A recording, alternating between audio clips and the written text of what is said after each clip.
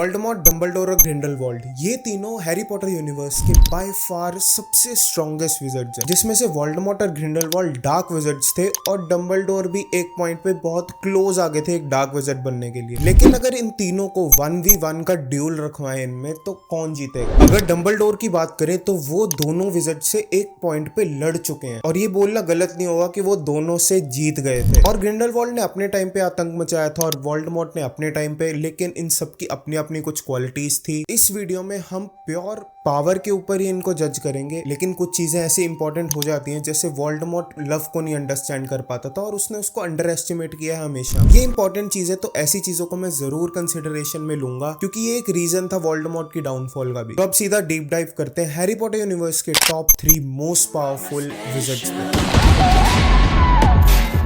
I think ये कहना गलत नहीं होगा कि डंबलडोर ने वोल्डेमॉर्ट और ग्रिंडलवाल्ड से दोनों से फाइट किया है, तो शुरू भी यहीं से करते हैं। प्लस मैं मेनली फोकस करूंगा जो हैरी पॉटर की 7 बुक्स हैं उसके ऊपर, लेकिन ग्रिंडलवाल्ड के बारे में ज्यादा डिटेल है नहीं, इसलिए मैं फैंटास्टिक बीस्ट मूवीज के ऊपर भी देखूंगा। तो जब हम डंबलडोर वर्सेस ग्रिंडलवाल्ड की बात करते हैं तो यहाँ पे 2 डिफरेंट सिनेरियोस बनते हैं। अगर हम सिर्फ हैरी पॉटर की 7 बुक्स को देखें तो उसके अकॉर्डिंग स्टोरी कुछ और कहती है, लेकिन अगर हम फैंटास्टिक बीस्ट को भी इन कंसिडरेशन ले उसके अकॉर्डिंग स्टोरी कुछ और कहती है। सिंस ये दोनों जेके रॉलिंग ने लिखी है तो ये बोलना गलत नहीं होगा कि जो फ्यूचर में टेक्स्ट आया है हम उसको इन कंसिडरेशन ले, लेकिन उससे प्रॉब्लम ये आती है कि जो डंबलडोर के जो रिग्रेट्स थे जिसकी वजह से वो ग्रिंडलवाल्ड से ड्यूल नहीं करना चाहते थे, वो एक इमोशनल स्ट्रगल था, ना कि एक ब्लड पैक्ट था जिसकी वजह से वो फाइट नहीं करना चाहते थे। फैंटास्टिक बीस्ट मूवीज में यही दिखाया गया कि एक ब्लड पैक्ट हुआ था ग्रिंडलवाल्ड और डंबलडोर के बीच में, जिसकी वजह से वो फाइट नहीं करना चाहते थे। लेकिन अगर हम हैरी पॉटर की 7 बुक्स को देखें तो 7th बुक के चैप्टर किंग क्रॉस स्टेशन में ये चीज डंबलडोर मेंशन करते हैं कि वो ग्रिंडलवाल्ड से फाइट इसलिए नहीं करना चाहते थे, उनको ये डर था कि वो ये ना बता दे कि उसकी एक्चुअली में सिस्टर को किसने मारा था। इन दोनों के रिलेशनशिप को मैंने डिटेल में एक्सप्लेन किया हुआ है इस वीडियो के अंदर, आप देख सकते हो। तो अगर हम 7 बुक्स को देखें तो उसके अकॉर्डिंग ये था कि डंबलडोर और ग्रिंडलवाल्ड एक पॉइंट पे तो ये एग्री करते थे कि हमें मगल्स के ऊपर अपना राज बिठाना चाहिए, लेकिन फिर जब एरियाना की डेथ होती है उसके बाद डंबलडोर मना कर देते हैं कि नहीं, ये चीज गलत है, मुझे ये पाथ नहीं चूज करना, और वो अपने आप को बिजी कर लेते हैं हॉगवर्ट्स के अंदर और जो यंग स्टूडेंट्स थे उनको ट्रेन करने में। और डंबलडोर हमेशा पावर से हेट करते थे, उनको लगता था कि उनके लिए पावर नहीं है। ये एक रीजन था जिसकी वजह से वो मिनिस्टर ऑफ मैजिक की पोस्ट हमेशा डिक्लाइन करते थे। तो जब ग्रिंडलवाल्ड बहुत ज्यादा पावरफुल हो गया था और अनस्टॉपेबल लग रहा था, कोई विजिट ऐसा अलाइव नहीं था जो उसको रोक सके, तब पूरे विजिटिंग वर्ल्ड के प्रेशर के अंदर आके डंबलडोर ये एग्री करते हैं कि वो फाइट करेंगे उसके साथ, और फिर जाके उन दोनों का लेजेंडरी ड्यूल होता है। उससे पहले डंबलडोर उससे नहीं मिलते, लेकिन यहीं पे अगर हम फैंटास्टिक बीस्ट को इन कंसिडरेशन ले तो वहां पे ये बोला गया था कि डंबलडोर इसलिए नहीं मिलना चाहते थे क्योंकि उनका ब्लड पैक्ट हुआ था। तो मैं पर्सनली इस चीज पे इतना बिलीव नहीं करता। Fantastic beast as a movie canon मैं उसको लेके चलता हूँ, बुक्स के कैनन में मैं नहीं मानता, क्योंकि वो जो चैप्टर है किंग क्रॉस स्टेशन का, वो एक अल्टीमेट कंक्लूजन देता है पूरी 7 बुक्स को, और उसमें डंबलडोर के स्ट्रगल्स प्लस डंबलडोर इमोशनल होते हैं। तो मैं वो इमोशनल मूवमेंट नहीं मिस करना चाहता, मैं नहीं देखना चाहता कि वहां पे कोई और रीजन था rather than being emotionally weak. पर दोनों सोर्सेस से हम ये जरूर पक्का कर सकते हैं कि डंबलडोर जीते थे, और ग्रिंडलवाल्ड के पास उस वक्त एल्डर वॉन्ड भी थी, लेकिन फिर भी डंबलडोर जीत गया था। अब यहाँ पे भी 2 डिफरेंट अकाउंट्स हैं। तो हैरी पॉटर की 7th बुक के अंदर ही रीटा स्कीटर एक बुक पब्लिश करती है, the lives and lies of Albus Dumbledore. उसके अंदर वो बताती है कि लोग ये मानते हैं कि एल्बस डंबलडोर और ग्रिंडलवाल्ड की एक बहुत ही लेजेंडरी ड्यूल हुआ था, लेकिन उस बुक में वो बोलती है कि ऐसा नहीं हुआ था। ग्रिंडलवाल्ड को खुद ही रियलाइज हो गया था कि वो गलत है और उसने डंबलडोर के सामने अपना सिर झुका दिया, और मतलब उसने सरेंडर कर दिया। तो अगर हम इस बुक को ना देखें तो बहुत सोर्सेज ऐसा भी कहते हैं कि डंबलडोर और ग्रिंडलवाल्ड की एक बहुत ही लेजेंडरी ड्यूल हुआ था, और जो लोग वहां पे विटनेस थे उन्होंने ऐसा विजर्ड ड्यूल कभी अपनी जिंदगी में नहीं देखा था। मेरा रीटा स्कीटर की बुक को यहाँ पे लाने का रीजन सिर्फ ये था कि सिंस फैंटास्टिक बीस्ट इतने ज्यादा चेंजेस कर रही थी बुक्स की स्टोरी में, तो मे भी ये पॉसिबल था कि जेके रॉलिंग फैंटास्टिक बीस्ट की 5th बुक में इस रास्ते में भी जा सकती है, क्योंकि उन्होंने डंबलडोर और ग्रिंडलवाल्ड को इतनी बारी मिलाया, इतनी बार उनके आपस में इमोशनल स्ट्रगल्स दिखाए हैं कि इसको बिलीव करना इतना भी मुश्किल नहीं है। दोनों एक दूसरे से प्यार करते थे, डंबलडोर थोड़ा ज्यादा करते थे, लेकिन मैं पर्सनली इसको नहीं मानना चाहता। मैं चाहता हूँ कि एक लेजेंडरी ड्यूल हो जिसमें डंबलडोर उसको अच्छी तरह मारे। उसी सेम चैप्टर में ये लाइंस भी हैं जिसमें डंबलडोर ये बोलते हैं कि लोग बोलते थे कि ग्रिंडलवाल्ड मेरे से डरता है, मे बी वो डरता हो, मुझे नहीं पता, लेकिन उससे ज्यादा मैं उससे डरता था। मुझे ये नहीं डर था कि वो मुझे मैजिकली क्या करेगा, सिर्फ ये डर था कि वो मुझे इमोशनली क्या करेगा। और डंबलडोर ये एडमिट करते हैं कि उनके जो स्किल्स थे, मैजिकल स्किल्स, वो ग्रिंडलवाल्ड से ऊपर थे। यहाँ का क्लियर विनर डंबलडोर। अब वोल्डेमॉर्ट का केस बहुत इंटरेस्टिंग हो जाता है। ग्रिंडलवाल्ड जहाँ पे फ्रंट एंड पे आके सब कुछ करता था, वोल्डेमॉर्ट का ये मेथड नहीं था। वोल्डेमॉर्ट सीक्रेसी से ऑपरेट करता था और वो बहुत बढ़िया था बैक एंड से चीजों को संभालने के लिए। और जब वोल्डेमॉर्ट और डंबलडोर की बुक्स के अंदर मिनिस्ट्री के अंदर फाइट होती है, वो ऑलमोस्ट वन साइडेड लगती है। डंबलडोर वहां पे क्लियरली ओवरटेक कर रहे थे। एक एक्सेप्शन उसमें ये था कि जब वोल्डेमॉर्ट वहां से टेलीपोर्ट होकर डंबलडोर के पीछे चला जाता है, तब जब वो एवादा केडावरा डंबलडोर पे कास्ट करता है, अब यहाँ पे जैसे जैसे कोई बुक्स पढ़ेगा, हर एक का डिफरेंट इंटरप्रिटेशन होगा इस चीज को लेके। सीन में एक्चुअली में ये होता है कि डंबलडोर के सामने फ्लेम्स होता है और वोल्डेमॉर्ट ऑपरेट करके उनके पीछे चला जाता है और एवादा केडावरा को कास्ट कर देता है। अब डंबलडोर सामने फ्लेम्स को टैकल कर रहे थे, अब उस एवादा केडावरा से बचाने के लिए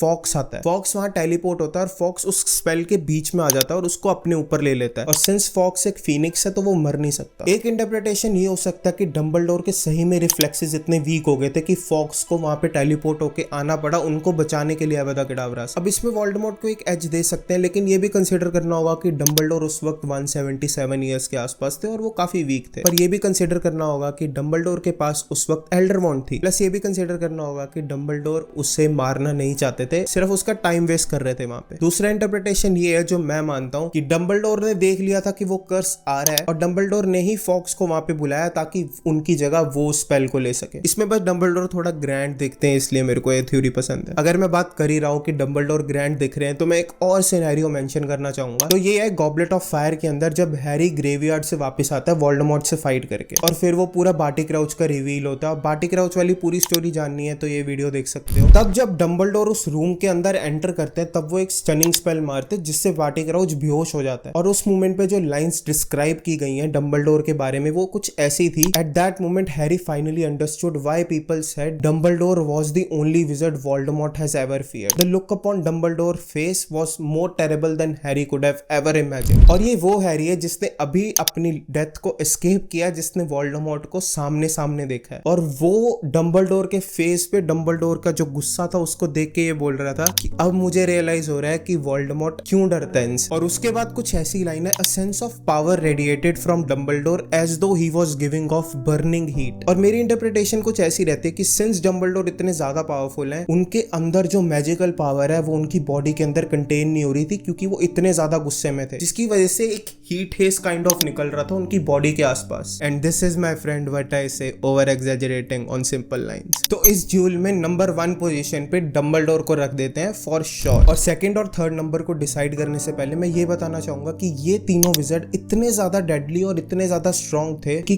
कोई ऐसा विज़र्ड नहीं है पूरे हैरी पॉटर वर्स में जो इन तीनों के अगेंस्ट 1v1 कर पाए। मूवी लवर्स का बिलवड स्नेप वो भी नहीं कर सकता इनके साथ 101, मिनर्वा मैकगोनागल भी नहीं कर सकती इनके साथ 101। अगर हम हॉगवर्ट्स के प्रोफेसर्स को भी एज एग्जांपल ले, मिनर्वा मैकगोनागल स्नेप, इन सब के बाद इन तीनों का जो पावर लेवल आता है वो एक्सपोनेंशियल ग्रोथ में आता है और बहुत ज्यादा है। और ये मैं इसलिए बताना चाहता था क्योंकि मैंने एक अभी वीडियो देखी थी जिसमें किसी ने बोला कि ये पॉसिबिलिटी थी कि स्नेप वोल्डेमॉर्ट के साथ 1v1 कर सकता था और ये पॉसिबिलिटी थी कि वो जीत सकता था। स्नेप वोल्डेमॉर्ट के नाम सुनने पे कांप जाता था और ये सच है हर एक विज़र्ड के लिए। और डेथली हैलोज बुक के सेकंड लास्ट चैप्टर पे वोल्डेमॉर्ट की कुछ ऐसी सिचुएशन हो जाती है कि वो जो लव चार्म, वो ही चार्म अब पूरे हॉगवर्ट्स को बचा रहा था वोल्डेमॉर्ट से, क्योंकि हैरी ने सैक्रिफाइस कर दिया था उन सबके लिए, जिसकी वजह से वोल्डेमॉर्ट का कोई भी स्पेल किसी भी स्टूडेंट पे और किसी भी प्रोफेसर के ऊपर बाइंड नहीं कर रहा था। लेकिन इस स्टेट पे भी वोल्डेमॉर्ट मिनर्वा मैकगोनागल जो इन फ्यूचर हॉगवर्ट्स की हेडमिस्ट्रेस बनेगी, किंग्सली जो इन फ्यूचर जाके मिनिस्टर ऑफ मैजिक बनेगा, प्लस हॉरेस स्लगॉन जो एक बहुत ही पावरफुल विज़र्ड था, इन तीनों से एक ही टाइम पे ड्यूल कर रहा था, प्लस इंस्ट्रक्शंस दे रहा था अपने डेथ ईटर्स को कि बैटल को कैसे प्रोसीड करो फर्दर। और ये वो टाइम था जब उसके स्पेल किसी पे बाइंड नहीं कर रहे थे। तो वोल्डेमॉर्ट के बारे में एक्सटेंसिव कन्वर्सेशन करने के बाद अपने सेकंड विज़र्ड को रख ही देते हैं जो है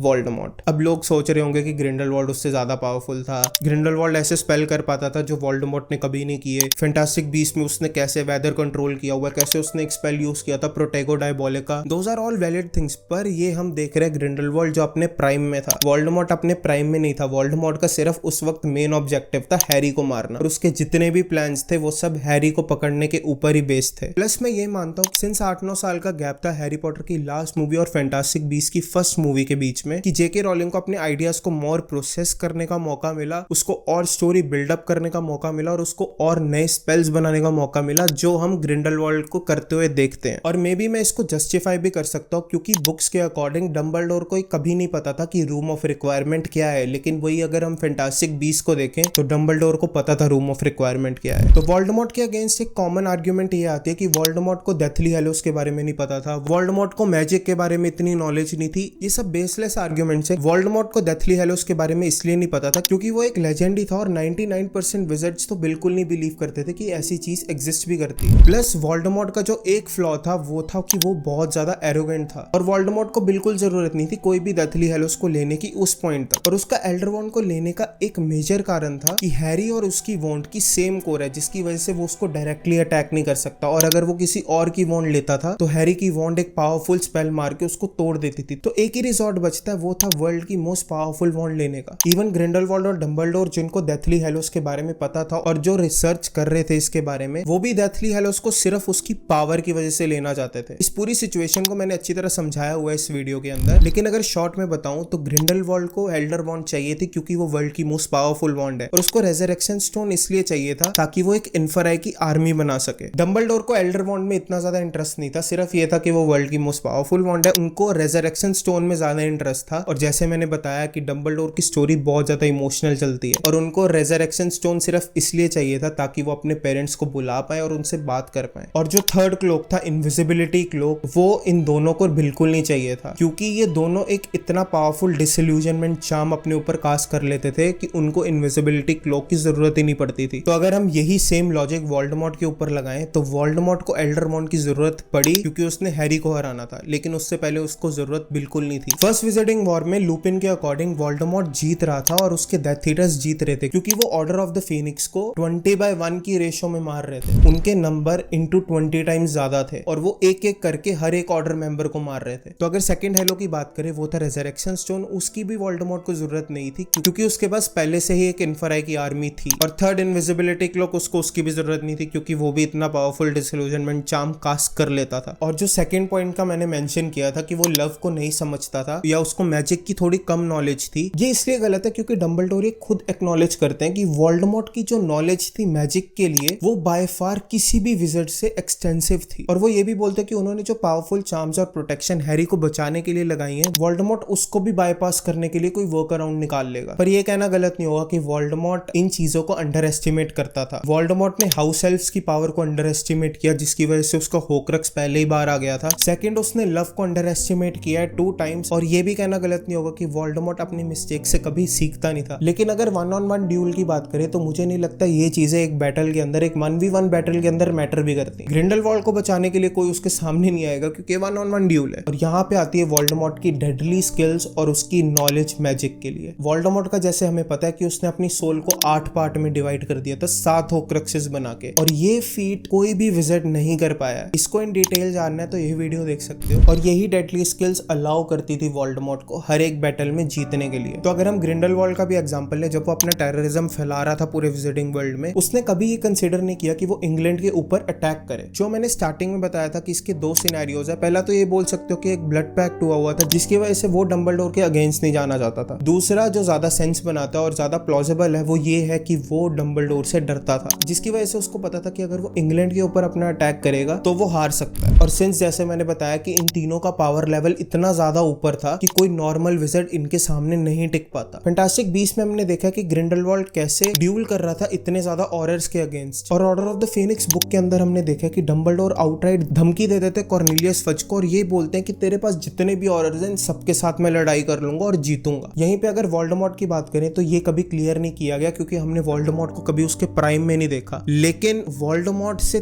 3 बारी बच के भागना भी लेजेंडरी कंसीडर किया जाता था। तो अगर हम ग्रिंडलवाल्ड के भी सबसे पावरफुल अटैक की बात करें जिसको बोला जाता है प्रोटेगो डायबोलिका, ये एक ऐसी फायर है जो ये अलाउ करती है कि वो इसको मारना चाहे, प्लस जो उसके लिए लॉयल नहीं है वो उसको मार सकता है, पर इसको भी कंट्रोल किया जा सकता है जैसे हमने फैंटास्टिक बीस्ट के अंदर देखा था। पर इसका भी एक काउंटर मिल सकता है जिसको बोल सकते हैं हम फील्ड फायर। अब फील्ड फायर एक ऐसी फायर है जो अपने रास्ते में जो आता है उन सबको खत्म कर देती है। तो सिंस हम वोल्डेमॉर्ट और ग्रिंडलवाल्ड के ड्यूल पे ही है, तो अगर ग्रिंडलवाल्ड प्रोटेगो डायबोलिका यूज भी करेगा तो वोल्डेमॉर्ट आसानी से फील्ड फायर का यूज कर सकता है। और फील्ड फायर जैसे मैंने बताया कि एक डेडली फायर है जो अपने रास्ते में जो चीज आती है उसको खत्म कर सकती है और इसको कंट्रोल करना काफी मुश्किल है। तो ये भी कंसिडर कर सकते हैं कि ग्रिंडलवाल्ड भी एक बहुत ही स्किल्ड विज़र्ड है, तो वो आसानी से उस फील्ड फायर को कंट्रोल कर सकता है। तो ये भी ट्रू है कि प्रोटेगो डायबोलिका को भी वोल्डेमॉर्ट कंट्रोल कर सकता है। प्लस प्रोटेगो डायबोलिका में ये नहीं दिखाया कि उसके अंदर कोई ऐसी पावर है जिससे वो स्पेल्स को रोक सके, और सिंस एवदा केडावरा को ब्लॉक नहीं किया जा सकता तो ये भी पॉसिबिलिटी है कि प्रोटेगो डायबोलिका के अगेंस्ट एवदा केडावरा भी वर्क करे। और फील्ड फायर प्रोटेगो डायबोलिका से ऑफ कोर्स ज्यादा पावरफुल है, क्योंकि फील्ड फायर ही एक ऐसा नोन तरीका है जो होक्रक्सेस को डिस्ट्रॉय कर सकता है, तो उसको हम ऐसे ही डेडली स्टेटस पर डाल सकते हैं। लेकिन ये ग्रिंडलवाल्ड के लिए इंसल्ट होगी अगर हम उसकी सीयर कैपेबिलिटीज को ना एड्रेस करें। तो सीयर्स वो लोग होते हैं जो फ्यूचर को प्रिडिक्ट कर सकते हैं, तो ग्रिंडलवाल्ड भी एक सीयर था जो फ्यूचर देख सकता था, जिसकी वजह से उसने अपने काफी प्लान्स को शेप भी किया है। और कुछ फैंडम्स के अकॉर्डिंग ये सीयर कैपेबिलिटी थी जिसकी वजह से उसको डेथली हेलोस के बारे में भी पता लगा था, पर ये उसको ड्यूल के अंदर मे बी हेल्प कर सकता है, मे बी हेल्प नहीं कर सकता, क्योंकि डंबलडोर के अकॉर्डिंग जो सीयर्स होते हैं या जो प्रोफेसीज की जाती हैं इसका कोई 100% चांस नहीं होता कि ये एक्चुअली में ट्रू भी होंगी, क्योंकि फ्यूचर को चेंज किया जा सकता है। और इसी वजह से जो डिपार्टमेंट ऑफ मिस्ट्रीज के अंदर इतनी ज्यादा प्रोफेसीज पड़ी हुई थी वो कभी सच नहीं हुई। और लास्ट में हम ये भी एड्रेस कर देते कि वोल्डेमॉर्ट की जो आर्मी थी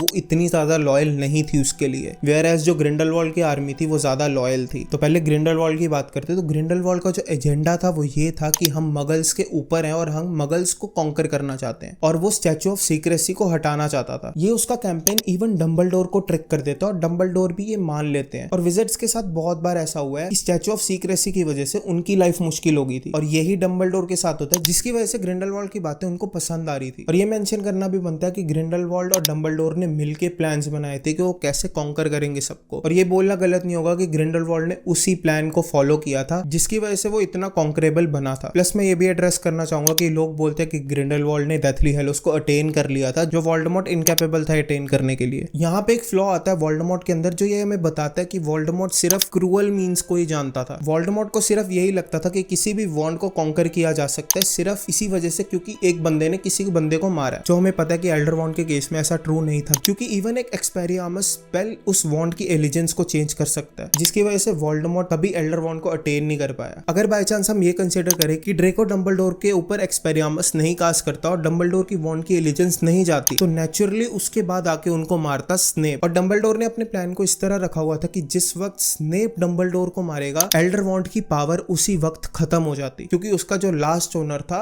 वो अनडिफीटेड मरा है, उसको कोई डिफीट नहीं कर पाया, क्योंकि स्नेप और डंबलडोर के बीच में डील हुई होती है जिसमें डंबलडोर खुद एग्री करते हैं कि तू मुझे मारेगा। इवन आफ्टर दिस अगर वोल्डेमॉर्ट स्नेप को मारता और एंडरवॉल्ड ले भी लेता तो वो एक नॉर्मल वॉन्ड की तरह ही काम करती। वहीं पे ग्रिंडलवाल्ड अटेन कर पाया था एल्डर वॉन्ड को, तो उसने किसी भी पावरफुल विज़र्ड को कॉन्कर नहीं किया था, उसने सिर्फ ये वॉन्ड चुराई थी। और ये वॉन्ड उस वक्त थी ग्रिगोरविच के पास, और ग्रिगोरविच एक वॉन्ड मेकर है जिसने क्रम की वॉन्ड भी बनाई है। और जब भी उसके घर पे होता है या उसके वर्क पे या उसकी शॉप पे होता है, एग्जैक्टली क्लियर नहीं है, तब ग्रिंडलवाल्ड उस वॉन्ड को चुराता है, और जब ग्रिगोरविच उस रूम के अंदर आता है तब ग्रिंडलवाल्ड उसको स्टन करके वहां से भाग जाता है। तो यहाँ पे कोई स्ट्रगल नहीं है, क्योंकि इतना पावरफुल विज़र्ड एक नॉर्मल वॉन्ड मेकर को मार रहा है। तो अगर हम वापस आए टीम की लॉयल्टी के ऊपर, तो ग्रिंडलवाल्ड की टीम बहुत लॉयल थी, क्योंकि एक इमोशनल एस्पेक्ट था जिसको वो ट्रिगर कर पा रहा था। और जैसे मैंने बताया कि काफी विज़र्ड काइंड ऐसी थी जो बिलीव करती थी कि स्टैचू ऑफ सीक्रेसी गलत है। वहीं पे अगर हम वोल्डेमॉर्ट की बात करें तो वो मगल्स को पसंद नहीं करता था, ये ट्रू था, लेकिन वो इवन विज़र्ड्स के अगेंस्ट वॉर कर रहा था। उसको चाहिए थे सिर्फ प्योर ब्लड विज़र्ड्स, और सिर्फ प्योर ब्लड ही उसको अपनी एलिजेंस दे रहे थे। और कुछ हाफ ब्लड्स भी थे जिनकी एंसेस्ट्री प्योर ब्लड्स की थी, या जो लोग प्योर ब्लड सुप्रीमेसी में ज्यादा बिलीव करते थे वो उसके सपोर्ट में थे। और यहीं पे जो कॉमन मिसकंसेप्शन है वोल्डेमॉर्ट को लेके, उसकी आर्मी लॉयल नहीं थी, ये भी गलत हो जाता है। उसकी आर्मी काफी ज्यादा लॉयल थी। बेलेट्रिक्स, बार्टिक्राउ जूनियर, डोलोहॉफ, बेलेट्रिक्स का हस्बैंड, ये सब लोग कुछ एग्जांपल है जो लोग बहुत ज्यादा लॉयल थे। ल्यूसियस मैल्फॉय भी काफी लॉयल था वोल्डेमॉर्ट के लिए, लेकिन डंबलडोर के अकॉर्डिंग वोल्डेमॉर्ट के कभी कोई फ्रेंड्स नहीं रहे और उसने कभी किसी को ट्रस्ट नहीं किया। प्लस उसने ये पॉसिबिलिटी भी नहीं कभी देखी कि वो हारेगा किसी से, जिसकी वजह से उसने कभी अपने डेथ ईटर्स को ये बताया ही नहीं कि अगर वो उसके साथ कुछ हो तो उसको रिवाइव कैसे किया जाए, उसके होक्रक्सेस कैसे उसके काम आएंगे। उसने सिर्फ ये अज्यूम किया था कि डेथ ईटर उसके बहुत ज्यादा लॉयल हैं और उसको ढूंढने के लिए वापस आएंगे। और उस वक्त मिनिस्ट्री का एक वाइल्ड हंट शुरू हो गया था जो हर एक डेथ ईटर को पकड़ रहे थे, जिसकी वजह से हर एक डेथ ईटर्स को अपनी जान बचाने के लिए वोल्डेमॉर्ट को बिट्रे करना पड़ा था। पर जैसे हम नॉर्मल बात कर रहे थे कि वोल्डेमॉर्ट ने मैजिक की बाउंड्रीज को बहुत ज्यादा पुश किया है, वेयरएज ग्रिंडलवाल्ड ने नहीं किया। वोल्डेमॉर्ट के पास बहुत ज्यादा डार्क आर्ट्स की नॉलेज है, ग्रिंडलवाल्ड के पास है, पर वोल्डेमॉर्ट के लेवल की नहीं। वोल्डेमॉर्ट एक बहुत ही डेडली ड्यूलिस्ट है, ग्रिंडलवाल्ड भी एक बहुत डेडली ड्यूलिस्ट है, लेकिन इन अ 1-on-1 बैटल वोल्डेमॉर्ट आसानी से ओवरपावर कर देगा ग्रिंडलवाल्ड को। वीडियो का एंड करते हैं डंबलडोर के कोट के साथ जो मेरा पर्सनल फेवरेट है और मैंने इसको थोड़ा ट्वीक किया है। Do you think the people we love ever truly leave us और we don't recall them at times of great trouble? The people